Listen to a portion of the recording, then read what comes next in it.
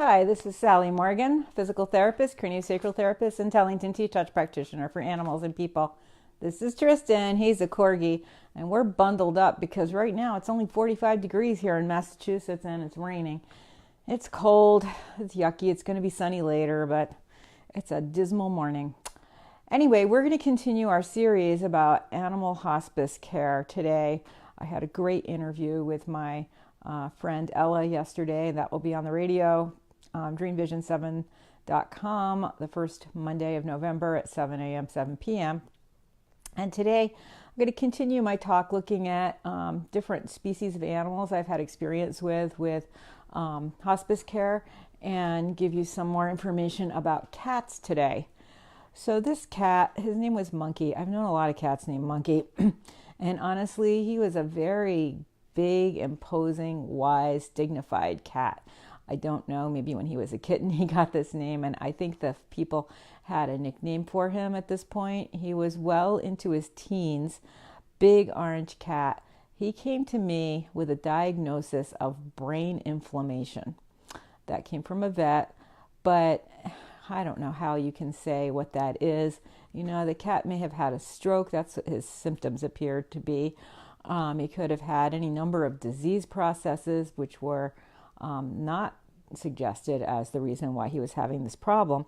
And his symptoms included that he couldn't walk, he was dragging his hind end, he was visibly uncomfortable, crying the day before I met him for 2 solid hours, crying and throwing up. And it was clear that it was getting to be near the end of his life, and that people had considered putting him down, but for their own spiritual beliefs and for the cat had been with them like well over 15 years. They just couldn't do it. They just felt like it would be murder. And so a vet referred them to me after he saw the cat.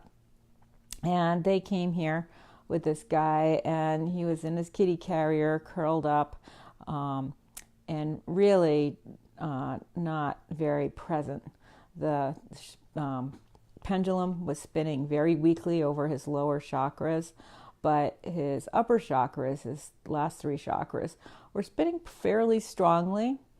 And so I worked on him for maybe an hour and a half. I did primarily craniosacral therapy, and I showed the people how to do Tellington T-Touch work on his ears to help give him some relief. He did not seem to be in pain, and he did get up at the end of the session and walk around the room using a bilateral gait behind, which is a diagonal gait behind, which was a pretty astounding thing for them to have noticed. Oh, 32 degrees in South Dakota. Yikes, Danny. Anyway, so he was walking around using a bilateral gait behind, and they were impressed. They were crying because they hadn't seen him get up in like a week. And he had had some anesthesia reactions, which had caused this problem, and I forget whether they were bringing him in for a dental, but he was a very sensitive, big orange kitty. So I saw him, and I suggested, as I often do, that he will go home and he will sleep, need the litter box, desperate, and then be a different kitty in the morning. I saw him on a Saturday morning, I think. Sunday morning, the people called me and said how happy they were with the session. He was walking, he was playing, he seemed completely recovered, like 75%. And they wanted to bring him again. And I said, sure. So I think they brought him on a Monday morning. He was okay on Sunday playing. And then Monday morning, they brought him back, and he had curled up after his day of exuberance and just seemed pretty listless. This time when I checked him, all of his chakras were shutting down except his crown chakra. And I said, I think this cat is getting ready to transition. So take him home, tell him you love him, talk to him about the life you've had with him, and let him know it's okay to go when he's ready and that you're here with him. And they had decided they weren't going to bring him to the vet unless he was in pain and crying like he had been for a couple of hours before I met him. But with the T-touches on his ears and the work I was doing with him, and I must say that one of his people is a massage therapist, so that was helpful. he was pretty calm and he didn't seem to be in any pain. And so they took him home, and he passed a few hours later that day, right in their arms, just, comfortably sleeping. And it was a very beautiful transition. And that is what so many of us want for our animals. And as I mentioned in one of my earlier talks about hospice care for pets, so often when I do a cranial session for an animal near the end of his life, we do see this vibrant recovery sort of for a day or so. And it's almost like the animal is replaying his life with you. The cat was playing with his mice again, and they knew that he was at the end of his life. I mean, they understood about the chakras shutting down and that he was very elderly and he had had some pretty serious trauma and that, he wasn't going to make it.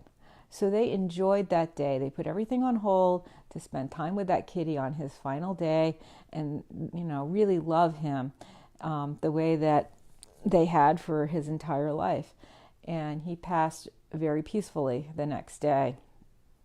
And one of the things the person I spoke with yesterday, Ella Biddle, mentioned was the importance of having people on your team when you're hospicing an animal that are available 24/7, really. Because if you've got an animal dying of cancer, there could be incredible pain at some point. Most often not the case. But certainly for this cat, having me available to see him, like I just opened up my schedule to get him here when they could bring him. And one of the people shut down his role with his business for a couple of days to be with that cat. And the vet that I was working with this cat, who has now moved away, was also available to speak on the phone and to offer. He does acupuncture and homeopathy if that were beneficial. The cat did have some homeopathic treatment he was on, I believe. And so he was able to pass peacefully, and the people had the support they need to go through that process with him. So many times, and I think this cat was one of them, when they lose control over their hind end, they have bowel and bladder releases as well, and it can be very messy, and you need to really manage cleaning up the animal just for their own dignity as much as anything else, but also to keep them tidy so they don't get skin breakdown. And certainly anyone who's gone through this with a dog with DM or a cat after a stroke or a dog after a stroke, when they can't really move their hind end, they are completely dependent on you in a different way. And so it's really important that you are there for them and take care of them and clean them up and keep them comfortable, in a special nice soft bed and keep them with you. And that was really what this cat needed. He had his people with him right up until the end. He was much more comfortable after I saw him, and he never was crying or throwing up again. They were eyedroppering water for him, so he didn't die of dehydration. And I think they had taken him to the vet Saturday morning before he came to me for some IV liquids to just keep him hydrated. And he was a little better after that as well. And then I saw him, and he made quite a temporary recovery, really. But so often I see animals just kind of come back to themselves to say goodbye to their people. And so that's another aspect of hospice care. And it's really important that when you involve your vet in this situation, that they are aware that you may need them at a moment's notice. And it's one of the disturbing things is having to bring your animal to an emergency care center when you're trying to provide hospice care, because so many of those places will just demand that you put him down, or that you need to have and my friend said that she has this on her website, spiritsinTransition.org, an agreement that your vet will sign saying that he is responsible for your animal, or she, and that the animal is in hospice care, and that this place, wherever you might have to bring them for emergency treatment, is not responsible. And it's not necessarily a 100% legal document, but let's face it, if you've chosen to hospice care your animal, you're not really going to be suing the emergency center if you have to bring your animal in for something in the middle of the night. But so often with hospice care, 99% of the time, maybe 90% of the time, the animal does what this cat did and just passes peacefully with his people around him and comfortably. And it just takes people to be available to support you when you're going through this process. These people that had this cat were extremely good supports for each other, and that was really helpful. And I know that one of the people was texting me frequently, phoning me, just to get reassurance that the cat was comfortable. And he really was. I mean, he was just sleeping and purring occasionally, and taking his eyedroppers of water. And I also suggested tuna juice, and he was happy with that. So he was eating and drinking something up until the end, and he really passed in a series of maybe 4 days, maybe 3 days even. And so, I think for a lot of cats, it's not always their choice to want to die with their people. I know another cat who the woman wanted to be with him and also wanted to not put him down, and she spent days walking around the neighborhood, following him when he went out, because he was an outdoor kitty mostly, and just wanting to always be with him. And what happened in the end, she was talking to an animal communicator she had worked with quite a bit, who asked her to come into the room next door because her bird had something to say to her, and the cat was on the sofa. And when she came back into the room, the cat had passed. And the person was devastated, because they're like, how could I leave my cat when I've been trying for a week to be with him?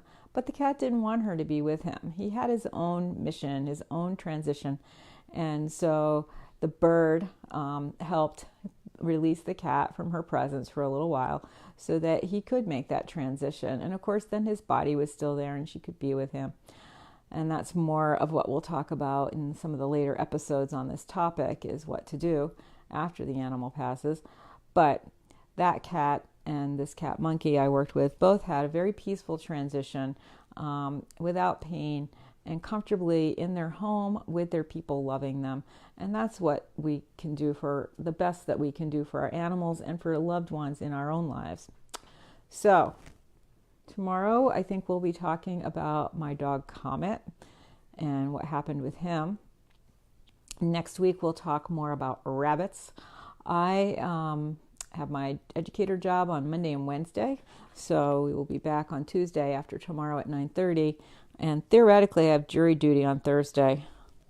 We'll see what happens. I'm sure I have to at least show up in the morning. So we might not have Conversations with the Corgi on Thursday. So thanks for joining us today.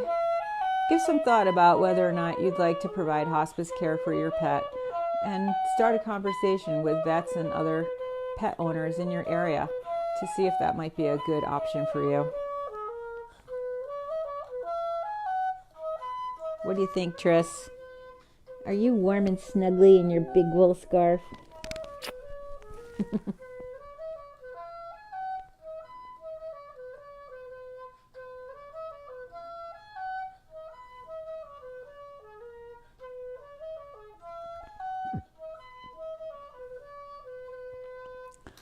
I've got to go see a horse in the rain. That's never any fun when it's cold and raining in a barn, but it could be fun. We'll see. So thanks for joining us. We'll see you tomorrow, everybody. Hi, Ira. Hi, Danny. Bye-bye.